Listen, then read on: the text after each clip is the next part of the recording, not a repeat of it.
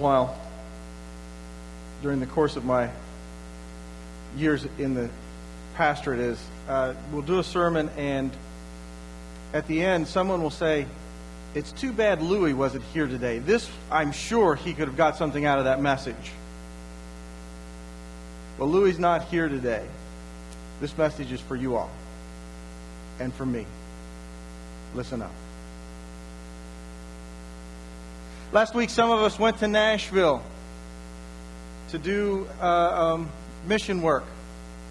And a part that we were called to do, actually, we took a trailer load of tools. Everything we could think of. Never took one out. Because when we got there, the gentleman who was organizing it said that there was a special need. There was a lady who needed her house cleared out. Sadie Brooks. And we said, well, we'll give it our best shot. Didn't realize what we were going to get into until we got there. It took 23 of us 4 days to clear out this lady's house. From top to bottom, side to side. The common vernacular is people would call her a hoarder. She kept everything she ever had. She had magazines there from 1970 something. I like maybe to think of Sadie as a collector. The only problem is she didn't know what to throw away and what to keep. So she collected everything. Well, guess what? We're all a little like that. How many of you have something that you had in high school and it's still around? Mm-hmm. How many of you have a pair of shoes in your closet that you think might come back in style someday? How many of you have a pair of jeans that aren't ever going to fit around your body again, but you're still hoping? But more importantly, we collect things that God wants us to throw away. And the thing in the text that we heard Ashley read to us is exactly what Jesus is talking about.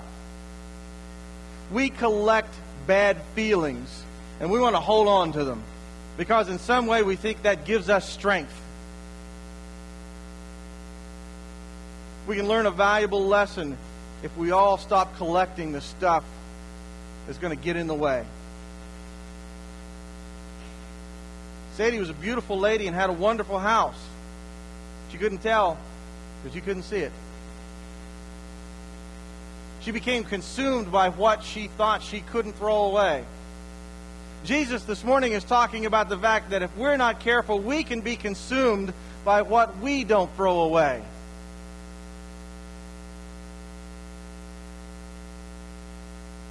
In the midst of this portion of the Sermon on the Mount, Jesus tells everyone to listen, that they need to let go of a few things.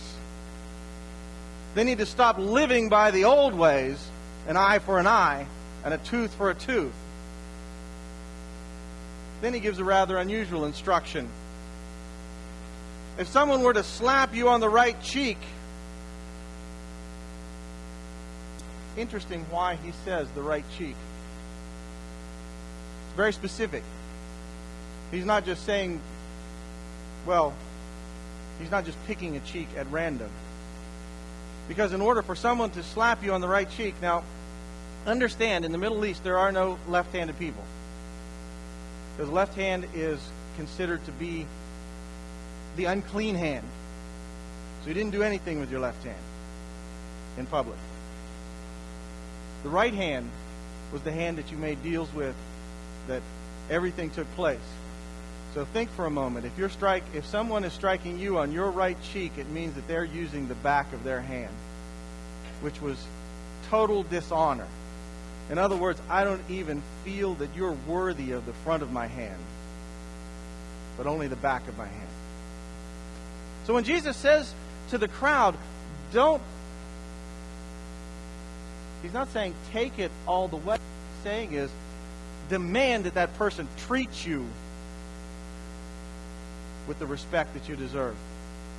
So if someone slaps you on the right cheek, turn the other cheek and force them to show that you're equal.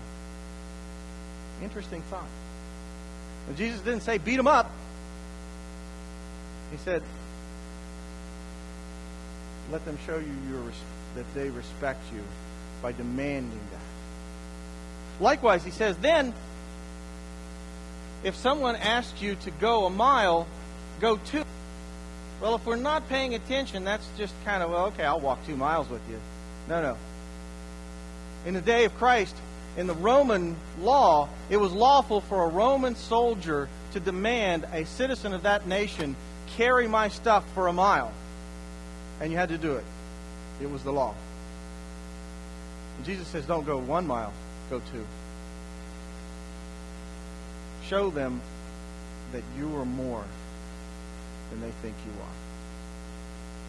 And Christ then goes on to say, we need to be more than they think we are. A man named Simon was forced to carry Christ's cross by the Roman soldier. It was the law.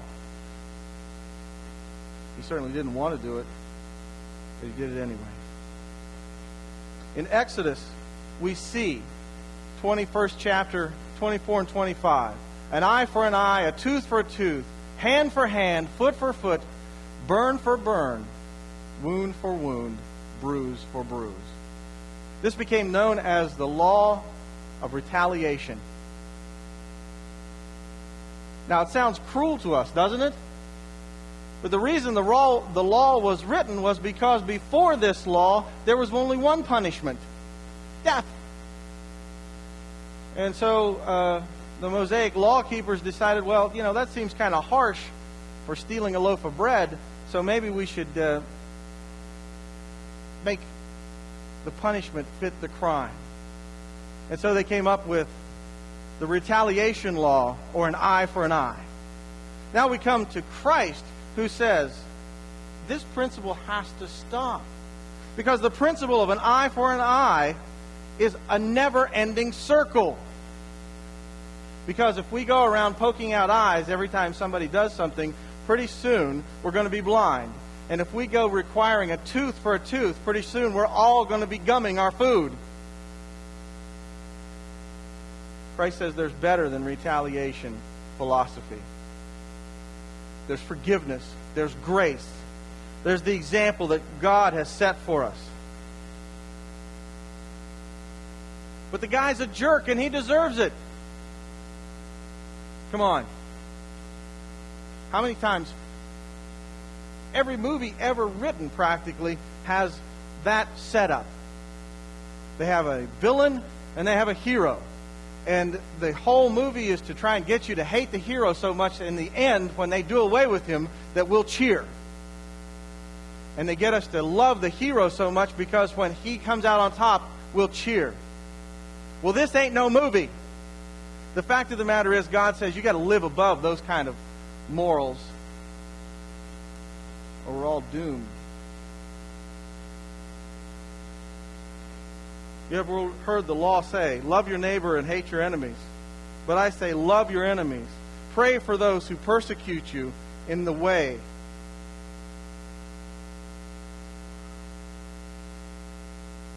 Act as the true children of your Father in heaven. For he gives his sunshine both to the evil and the good, and he sends rain on the just and the unjust alike. God says, why are you messing around? Carrying grudges that are way too heavy for you. Let that stuff go. Pray for your enemies. Love those who you think hate you. Now that philosophy to me says, why not? It'll confuse them. But God says to love our enemies, because even the pagans love their friends. What honor is there in that?